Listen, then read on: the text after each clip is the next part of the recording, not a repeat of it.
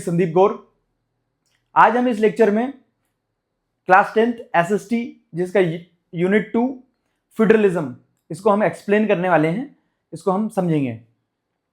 Mostly अगर हम सरकार को देखें, हमारे देश की फॉर एग्जांपल भारत की सरकार को देखें, तो यहाँ पे हमें देखने को मिलता है कि दिल्ली में हमारी एक सरकार है जिसको हम केंद्र सरकार कहते हैं, और हम भारत जिसमें आज 28 राज्य हैं, जैसे मध्य प्रदेश, उत्तर प्रदेश, बिहार, गुजरात, छत्तीसगढ़, और ऐसे करके हमें जो है कश्मीर से लेकर कन्याकुमारी तक 28 राज्य देखने को मिलते हैं। इन सभी 28 राज्यों में भी हमें राज्य की सरकार देखने को मिलती है। जैसे मध्य प्रदेश में अगर हम देखें तो मध्य प्रदेश में हमें यहाँ मध्य प्रदेश की सरकार देखने को मिलेगी, राज्य सरकार, जिसके हमारे मुख्यमंत्री अभी मोहन यादव हैं। केंद्र में अगर हम देखें तो हमें एक केंद्र सरकार देखने को मिलेगी जिसके हमारे प्रधानमंत्री नरेंद्र मोदी हैं। तो यहाँ पे हम इस कंसेप्ट से, इस उदाहरण से फेडरलिज्म को समझने की कोशिश करेंगे। कोई भी देश, फॉर एग्जांपल अगर हम भारत को लें या दुनिया में और सारे देश हैं, इन सभी देशों में एक चीज आपको कॉमन देखने को मिलेगी कि कुछ देशों में व्यवस्था ऐसी है कि वहां पे दो स्टेज में गवर्नमेंट काम करती है। एक पूरे देश के लिए सरकार काम करती है जिसको हम सेंट्रल गवर्नमेंट कहते हैं, एक हर एक पार्ट के लिए काम करती है, उसको हम स्टेट गवर्नमेंट या राज्य सरकार कहते हैं। जो कंप्लीट स्ट्रक्चर है, कंप्लीट कंट्री के लिए जो गवर्नमेंट काम करेगी उसके लिए हम पीएम या प्रेसिडेंट इलेक्ट या सिलेक्ट कैसे भी उसको वो सरकार चलाते हैं। राज्य में हमें भारत की दृष्टि से देखें तो हमें चीफ मिनिस्टर, मुख्यमंत्री देखने को मिलता है। इसी एग्जाम्पल के तौर पे हम फेडरलिज्म को देखेंगे। फॉर एग्जाम्पल कोई भी अगर देश है, कंट्री है, इसमें दो ही व्यवस्था हो सकती है। अगर ये कोई नेशन है तो इसमें दो ही प्रकार की व्यवस्था हो सकती है। पहली व्यवस्था हो सकती है यूनिटरी, सेकंड हो सकती है फेडरल।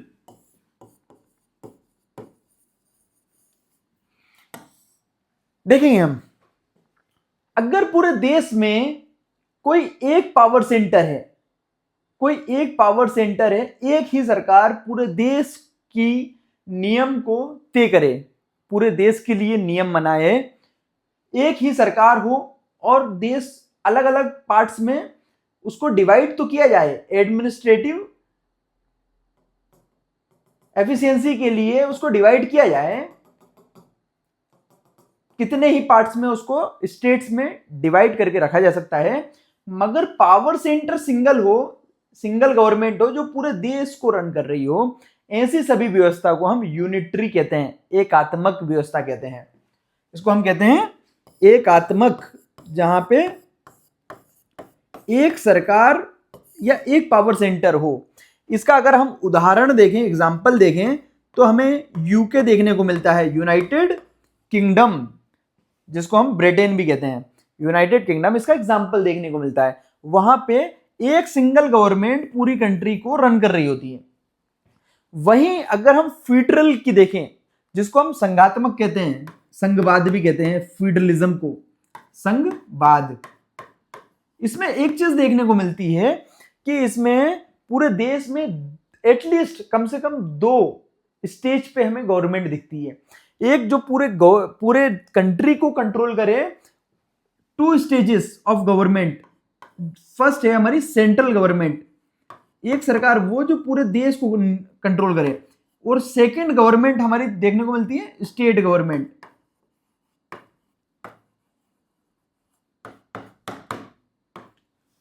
यहां पे हम फेडरलिज्म देख रहे हैं, मतलब सरकार का एक ऐसी व्यवस्था जहां पे हमें दो स्टेज में गवर्नमेंट काम करती हुई दिखाई दे। एक जो कि पूरे देश के लिए काम करे, हम उसे सेंट्रल गवर्नमेंट कह रहे हैं। एक देश के हिस्सों के लिए, देश के स्टेट्स के लिए काम करे, उसे स्टेट गवर्नमेंट कहते हैं। ये फेडरलिज्म में होता है। इसका अगर हम एग्जाम्पल देखें तो एग्जाम्पल हमें यूएसए मिलेगा, अमेरिका, और एक इंडिया मिलेगा। ऐसे कुछ एग्जाम्पल्स हमें भारत दुनिया में देखने को मिलेंगे। So let's start the unit now. अगर हम, जैसे कि हमने यूनिट 1 में 2 कंट्रीज के एग्जांपल लिए। पहला कंट्री हमने लिया Belgium, power to the people. इससे पहले जो यूनिट पढ़ी हमने उसमें एक कंट्री हमने बेल्जियम लिया था और दूसरा कंट्री हमने श्रीलंका लिया था। पावर शेयरिंग स्ट्रक्चर हमने यूनिट 1 में पढ़ा। हमने ये देखा था वहां पे कि बेल्जियम ने अच्छे से पावर शेयरिंग करी है। देश के अलग अलग ग्रुप्स को, अलग अलग रीजन्स को, क्षेत्र को अच्छे से सभी लोगों में पावर शेयरिंग करी, तो वहां का स्ट्रक्चर अच्छे से काम कर रहा था। वहीं हमने श्रीलंका में देखा, यहाँ पे पावर शेयरिंग ठीक से नहीं हुई, यहाँ पे कुछ डेमोक्रेटिक स्ट्रक्चर नहीं बन पाया, पावर शेयरिंग अच्छे से नहीं हुई। तो यहाँ पे जो 2 सिन्हालास और तमिल, ये 2 कम्युनिटीज जो हैं, 2 लैंग्वेज स्पीकिंग कम्युनिटीज हैं, इनके बीच में राइवलरी हुई, झगड़ा हुआ और यहां पे हमें कन्फ्लिक्ट देखने को मिला। बट बेल्जियम में अलग अलग लैंग्वेज को बोलने वाले लोग हैं, mainly Dutch and French. Dutch and French, इन दोनों के बीच में पावर शेयरिंग अच्छे से करी इनने, इसलिए यहां पे कोई कंफ्लिक्ट हमें देखने को नहीं मिलता है। ये 2 कंट्रीज को हमने लास्ट यूनिट में डिस्कस किया है। अगर हम देखें, बेल्जियम मोस्टली ये इसलिए कर पाता है कि बेल्जियम में फेडरल स्ट्रक्चर चलता है। 1993 से यहां पे फेडरल स्ट्रक्चर है, मींस गवर्नमेंट के 2 टाइप्स हैं, 2 फॉर्म्स ऑफ गवर्नमेंट है। लिखा है in 1993 was the in Belgium a change took place, एक बदलाव हुआ। वो ये था कि रीजनल गवर्नमेंट के एग्जिस्टेंस को कॉन्स्टिट्यूशनल पावर्स दे दी गई, जो कि अब सेंट्रल गवर्नमेंट पे डिपेंडेंट नहीं थी। मतलब यहां पे फेडरल स्ट्रक्चर को एक्सेप्टेंस मिली 1993 में। हमने अभी लास्ट स्लाइड में देखा कि कोई भी अगर कंट्री है तो वहां पे एक सेंट्रल गवर्नमेंट, जैसे अपने यहां दिल्ली की गवर्नमेंट है जिसमें हम प्रधानमंत्री चुनते हैं, वो पूरे देश को कंट्रोल करती है। बट हमारे जो स्टेट्स हैं, उनमें हम स्टेट्स कह रहे हैं, यहां पे रीजन कह रहे हैं। तो यहां पे भी रीजनल गवर्नमेंट को भी एक्सेप्टेंस मिल गई थी, कॉन्स्टिट्यूशनल पावर्स मिल गई थी। यहां के कॉन्स्टिट्यूशन ने, संविधान ने रीजनल गवर्नमेंट के एस्टेब्लिशमेंट को परमिशन दे दी थी। यहां बेल्जियम में, यहां पे बेल्जियम कंट्री में एक सेंट्रल गवर्नमेंट, देन हर राज्य में, स्टेट्स में अपने अपने रीजनल गवर्नमेंट को कॉन्स्टिट्यूशनल पावर्स मिल गई थी, रीजनल गवर्नमेंट को भी एक्सेप्टेंस मिल गई थी। कब? 1993 में। तो बेल्जियम इससे पहले यूनिटरी था, फिर फेडरल फॉर्म ऑफ गवर्नमेंट में शिफ्ट हो गया।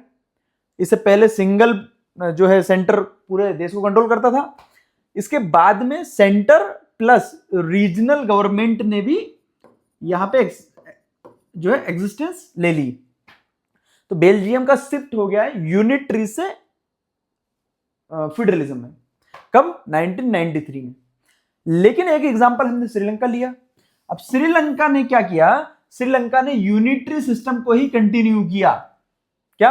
और जिससे कि ये सारी पावर्स जो है सेंट्रल के पास रही, नेशनल गवर्नमेंट के पास रही। सारी पावर्स वहां पे, फॉर एग्जांपल अगर ये हम श्रीलंका बनाए तो सारी पावर जो है सेंट्रल गवर्नमेंट के पास में रही। और सेंट्रल गवर्नमेंट, जबकि यहाँ का जो माइनॉरिटी है, क्योंकि हमने देखा था 74% तो यहाँ पे सिन्हाला रहते हैं, 18% तमिलियंस रहते हैं। तो माइनॉरिटी कौन है? जो कम मात्रा में लोग रह रहे हैं वो तमिल भाषा को बोलने वाले लोग हैं। इन लोगों ने डिमांड करी कि यहाँ इसको भी फेडरली बना दिया जाए। वो चाहते थे Sri Lanka to become a federal system.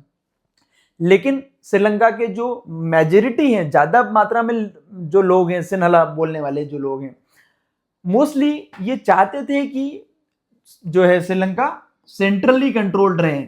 Sri Lanka में सिर्फ एक सरकार रहे पूरे श्रीलंका को चलाने के लिए। इससे कन्फ्लिक्ट वहां पे पैदा होता है।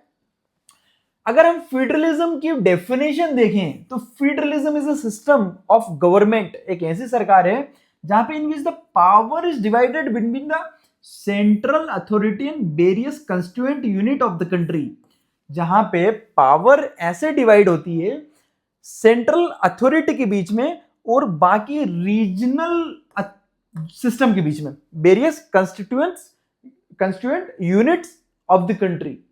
मतलब इंडिया का पर्सपेक्टिव में देखें तो सेंट्रल अथॉरिटी, सेंट्रल गवर्नमेंट और रीजनल या स्टेट गवर्नमेंट के बीच में पावर डिवाइड होती है, जहां पे देश को दो लेवल ऑफ गवर्नमेंट पे चलाया जाता है, सेंट्रल गवर्नमेंट और स्टेट्स को भी अपनी अपनी गवर्नमेंट बनाने का परमिशन होता है।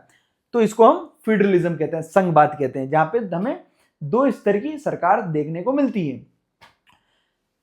फेडरलिज्म में दो लेवल की गवर्नमेंट है। एक गवर्नमेंट तो वो है जो is the government for the entire country, पूरे देश के लिए गवर्नमेंट है, जिसको हम केंद्र सरकार कह रहे हैं, सेंट्रल। फॉर एग्जांपल यहां पे अगर देखें तो यहां पे एक सेंट्रल गवर्नमेंट है, the government for the entire country, पूरे देश के लिए जो सरकार है, usually responsible for few subject of common interest, कुछ कुछ चीजें उसके नियंत्रण में रहती है जो सभी के लिए एप्लीकेबल है। फॉर एग्जांपल यहां पे अगर हम देखें तो यहां पे सेंट्रल गवर्नमेंट के पास सब्जेक्ट होना चाहिए security of the country, national security, हमारे देश की सुरक्षा मतलब सेना। सेकंड कम्युनिकेशन, संचार, कम्युनिकेशन इनके हाथ में होना चाहिए। थर्ड है करेंसी,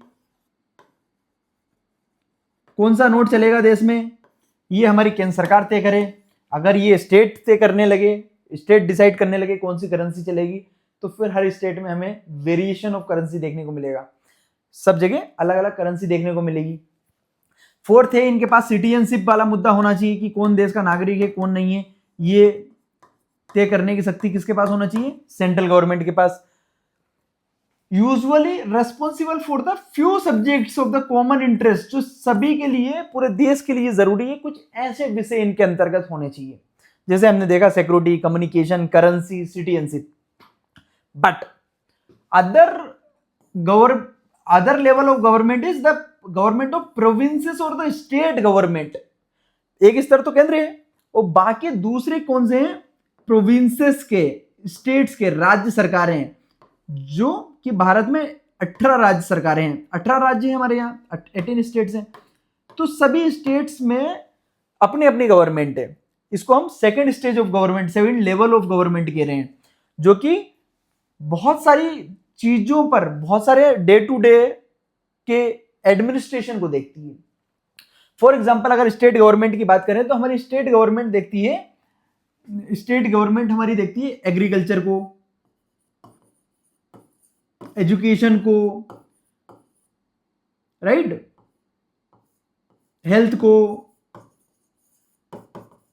राज्य में हॉस्पिटल्स को देखना, एग्रीकल्चर को देखना, हमारी सिंचाई व्यवस्था को देखना, कृषि को देखना, एजुकेशन हमारी शिक्षा को देखना। ये मोस्टली काम कुछ स्टेट गवर्नमेंट्स के काम दे रखे हैं, जो कि ये अपने तरीके से उसको हैंडल करते हैं। तो दोनों लेवल ऑफ गवर्नमेंट के पास अपने अपने पावर्स हैं, अपने अपने काम हैं जो करने के। जो कॉमन, पूरे देश के लिए कॉमन होना चाहिए, वो सेंट्रल गवर्नमेंट को दे रखते हैं, और जो वेरिएशन के साथ अपने अपने स्टेट में अलग अलग तरीके से लागू करके इजीली किया जा सकता है। क्योंकि अगर हम हेल्थ की बात करें तो हर स्टेट की एक अपनी रिक्वायरमेंट है, अपनी पॉपुलेशन है और अपने हेल्थ इंफ्रास्ट्रक्चर है। एग्रीकल्चर की बात करें तो हर स्टेट की एक अलग नीड है एग्रीकल्चर में, कहीं पे कोई अलग फसल हो रही है, बारिश का अपना पैरामीटर अलग है, सिंचाई की जो इरिगेशन की नीड अलग है, इसलिए इसको स्टेट्स कंट्रोल करेंगे। इस तरीके से चीज डिसाइड हुई है। अगर हम ये मैप देखें थोड़ा ध्यान से, तो हमें ये मैप देखने में एक चीज समझ में आती है, वर्ल्ड मैप है, पूरी दुनिया का मैप है। आपको यहाँ पे जो रेड कलर में दिख रहा है, रेड कलर में जितने देश हैं वो सब फेडरल स्ट्रक्चर को अपनाते हैं, वहां पे दो लेवल ऑफ गवर्नमेंट चलती है। अब यहाँ पे आप थोड़ा ध्यान से देखेंगे तो आपको यहाँ पे इंडिया दिखेगा और पाकिस्तान दिखेगा। ये इंडिया है और ये बाउंड्री से लगा हुआ पाकिस्तान है। यहाँ पे दोनों जगह जो है फेडरल स्ट्रक्चर अपनाया जा रहा है, मतलब दो लेवल ऑफ गवर्नमेंट है भारत में भी केंद्र सरकार और राज्यों की अपनी सरकार है। पाकिस्तान में भी कुछ इसी प्रकार का स्ट्रक्चर है। अगर हम थोड़ा सा नीचे आए तो हमें इंडियन ओशियन में ऑस्ट्रेलिया मिलेगा। इस ऑस्ट्रेलिया में भी फेडरल स्ट्रक्चर अपनाया जाता है। भारत से थोड़ा ऊपर जाए हम तो हमें रशिया मिलेगा, रूस जिसको हम कहते हैं। रशिया में भी फेडरल स्ट्रक्चर अपनाया जाता है। थोड़ा सा और अफ्रीका के हम 2-3 देश देखें। अफ्रीका में साउथ अफ्रीका, नाइजीरिया और इथोपिया, ये 3 कंट्रीज हैं अफ्रीका में जो फेडरलिज्म को कैरी ऑन करती है। अगर हम थोड़ा सा यूरोप की तरफ आए तो हमें यहां पे बेल्जियम, स्विट्जरलैंड, ऑस्ट्रिया, जर्मनी, ये 4 देश यहां पे और स्पेन यहां मिलेगा। हमें 5 कंट्रीज यूरोप में मिल जाएंगी जो कि फेडरल स्ट्रक्चर को कंटिन्यू करती है। अगर हम साउथ अमेरिका में आए तो साउथ अमेरिका में हमें अर्जेंटीना मिलेगा, ब्राजील मिलेगा, वेनेजुएला मिलेगा। ये 3 कंट्रीज हमें साउथ अमेरिका में मिल जाएंगी। अगर हम थोड़ा सा और ऊपर चले तो सेंट्रल अमेरिका में हमें मैक्सिको मिल जाएगा और मेन नॉर्थ अमेरिका में हमें यूएसए अमेरिका मिल जाएगा जो कि इसी स्ट्रक्चर से चल रहा है। थोड़ा सा और ऊपर जाए तो हमें कनाडा मिल जाएगा, कनाडा जो कि फेडरलिज्म से चल रहा है। एक चीज इसमें ध्यान देना कि हमारे साइड में जो चाइना है जो कि जिसका स्ट्रक्चर ये है, चाइना फेडरलिज्म से नहीं चलता है। चाइना में यूनिटरी गवर्नमेंट है, मतलब यहां पे एक सिंगल गवर्नमेंट है जो पूरे देश को कंट्रोल करती है, पूरे देश के लिए लॉ एंड ऑर्डर मेंटेन करती है, कानून बनाती है और पूरे देश में लागू करती है। अगर हम थोड़ा सा और ध्यान से जाएं तो यूरोप में ही हमें यहाँ पे यूके मिलेगा, वही ब्रिटेन, ब्रिटिश, अंग्रेज, इनके पास भी यूनिटरी सिस्टम है जिसको हम यूके के एग्जांपल में देखे हैं। तो यहाँ पे अगर हम देखें तो दुनिया में 193 कंट्रीज हैं। Total countries of the world is 193, 193 देश है दुनिया में, जिनमें से 25 देशों के पास जो है फेडरल स्ट्रक्चर है। कितने देशों के पास है फेडरल स्ट्रक्चर? 25 कंट्रीज ऐसी हैं जिनके पास फेडरलिज्म को फॉलो करती हैं। बाकी सभी जो है वो यूनिटरी सिस्टम पे चल रही हैं। अगर हम देखें कि ये 25% देश जो हैं फेडरलिज्म से चलने वाले दुनिया के कितने लोग हैं? 40% पॉपुलेशन, 40% पॉपुलेशन फेडरलिज्म से चलती है। मतलब total countries in the world, total countries कितनी है देश में, दुनिया में? याद रखना है अपने को 193। फेडरल कितनी है इनमें से? फेडरल कंट्रीज कितनी है? 25। और पॉपुलेशन कितनी है फेडरल की? Population of the federal countries in the world, पूरी दुनिया में टोटल पॉपुलेशन की 40% पॉपुलेशन फेडरल स्ट्रक्चर के साथ अपना देश चला रहे हैं। बाकी लोग जो है 60% वो यूनिटरी से चला रहे हैं। उनके देश में एक सिंगल अथॉरिटी पूरे देश को कंट्रोल कर रही है, एक सिंगल गवर्नमेंट पूरे देश को कंट्रोल कर रही है। नाउ हम इसमें कुछ यूनिटरी को समझने की कोशिश करते हैं। हमने जनरली देख लिया यूनिटरी क्या होता है। एक यूनिटरी सिस्टम वो सिस्टम है जहां पे हमें वन लेवल ऑफ गवर्नमेंट देखने को मिलती है। वहां पे हमें एक लेवल ऑफ गवर्नमेंट देखने को मिलती है, only one level of government. ये देश है, यहां पे एक लेवल ऑफ गवर्नमेंट, कहीं भी सेंटर में आप डाल दो, एक सरकार होती है जो पूरे देश के लिए कानून बनाती है और वहां पे कोई राज्य सरकार, स्टेट गवर्नमेंट और नीचे की कोई गवर्नमेंट नहीं होती। सिंगल अथॉरिटी होती है जो पूरे देश के लिए कानून बनाती है। सेकंड चीज, यहां पे इसको सब यूनिट और सबऑर्डिनेट यूनिट में तोड़ा जा सकता है। ऐसा नहीं है कि पूरा देश जो है उसको, हो सकता है कि इसको डिस्ट्रीब्यूट कर दिया जाए,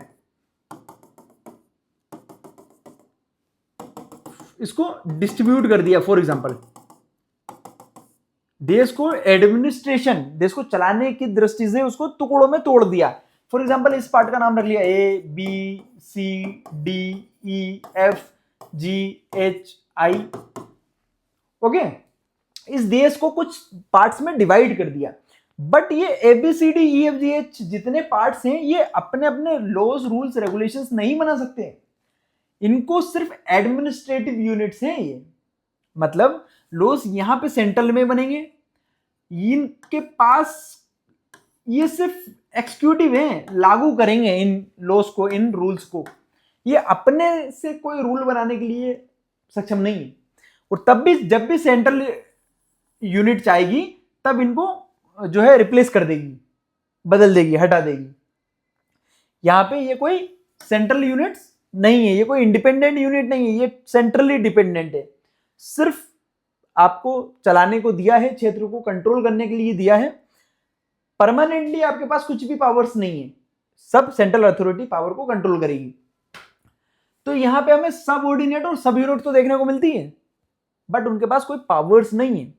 सेंट्रल गवर्नमेंट जो सेंट्रल यूनिट है, सेंट्रल गवर्नमेंट कुछ ऑर्डर पास करती है जो कि सभी लोकल या सब यूनिट्स को उस ऑर्डर को मानना पड़ता है। यहां पे एक और चीज देखने को मिलती है, जबकि हमें फेडरल सिस्टम में हमें देखने को मिलता है सेंट्रल गवर्नमेंट स्टेट को ऑर्डर पास नहीं कर सकती कुछ कुछ करने के लिए। फेडरलिज्म में हम देखते हैं, फेडरल में सेंट्रल गवर्नमेंट अलग होती है और स्टेट यूनिट्स अलग होती हैं, राज्य सरकारें अलग होती हैं। तो यहां पे सेंट्रल गवर्नमेंट अपना अलग रेगुलेशन रूल्स बनाएगी, स्टेट्स अपने रूल्स अलग बनाएगा। अब यहां पे फेडरलिज्म में, ये फेडरलिज्म में हो रहा है। फेडरलिज्म में सेंट्रल गवर्नमेंट अपने रूल्स बनाएगी, स्टेट गवर्नमेंट अपने रूल्स बनाएगी। यहां पे जो है सेंट्रल गवर्नमेंट स्टेट को ऑर्डर नहीं कर सकती कि आप इस पार्टिकुलर चीज को मानने के लिए बाध्य नहीं कर सकती यहां पे। जबकि हमें यूनिटरी में देखने को मिल रहा है, जो हमारी सब यूनिट्स हैं, जो हमारी स्टेट यूनिट्स हैं, सब यूनिट्स हैं, वो सेंट्रल की हर बात को मानेंगी।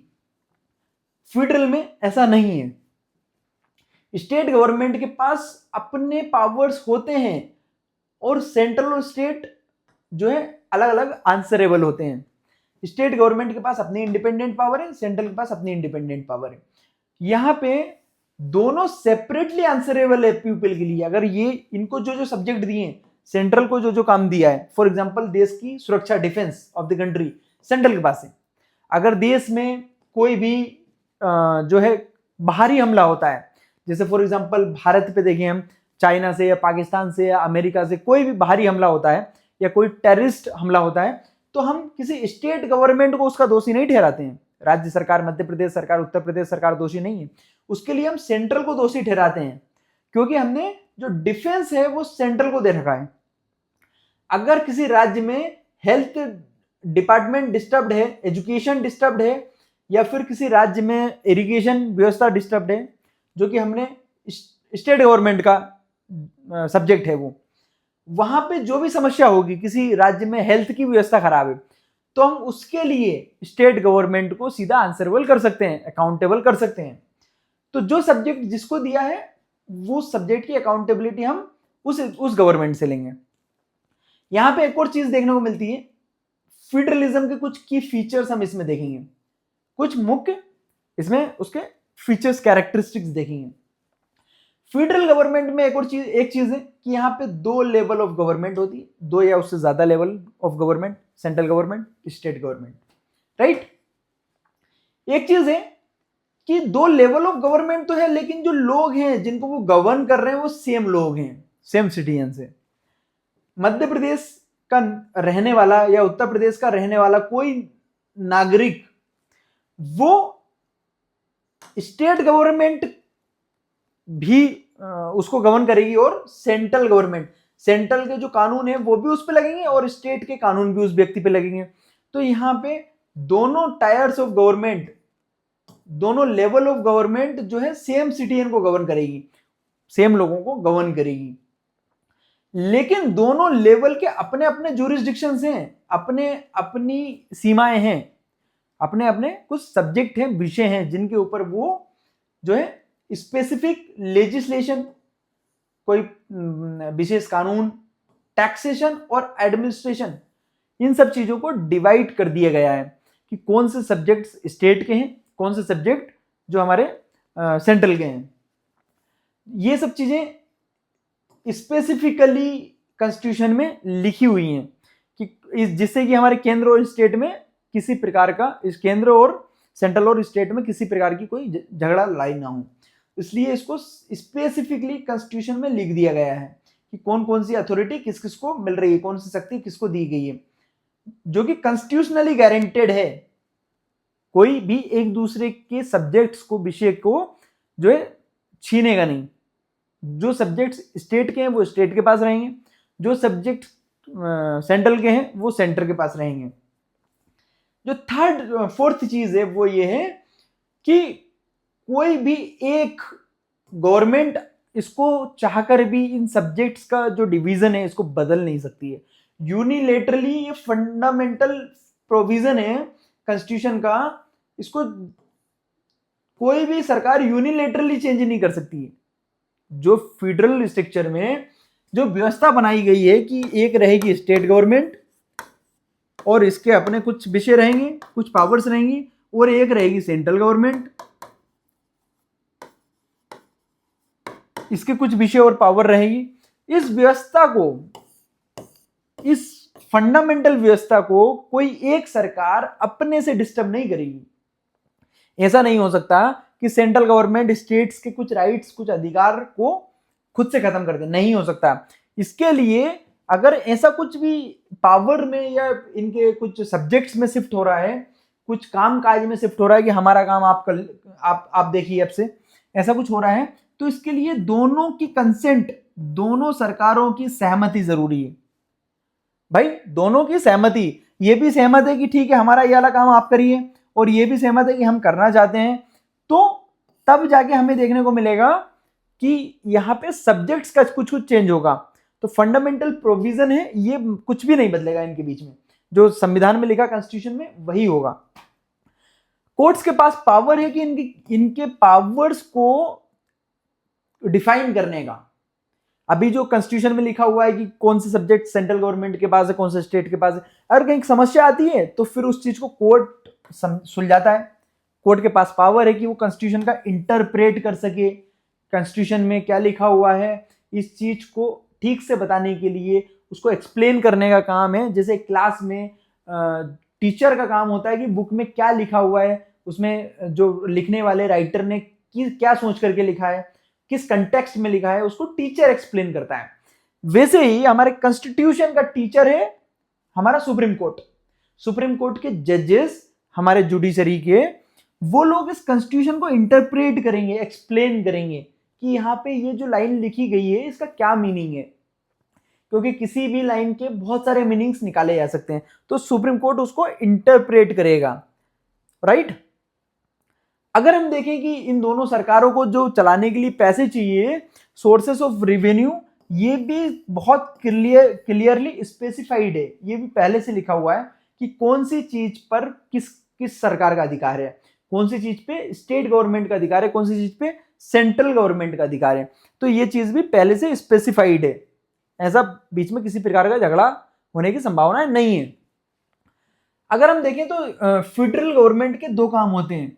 एक तो है कि देश की एकता को प्रमोट करना, ये देश की एकता और अखंडता को प्रमोट करना, देश एक बना रहे इसको प्रमोट करना। उसके साथ ये भी है कि रीजनल डाइवर्सिटी को भी बचा करके रखना।